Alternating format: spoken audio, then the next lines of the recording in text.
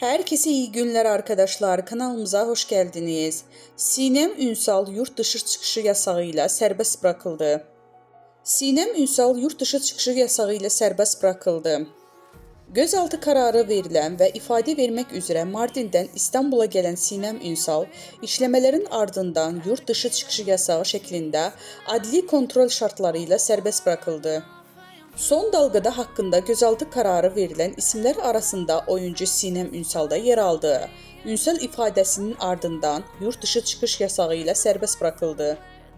Ünsal süreçle ilgili yaptığı açıklamada adımın böyle bir konuyla anılmasından dolayı çok derecede üzgünüm ancak gerçeklerin ortaya çıkacağına inanıyorum ifadelerini kullanmış ve en kısa sürede ifade vermeye gideceğim söylemişti.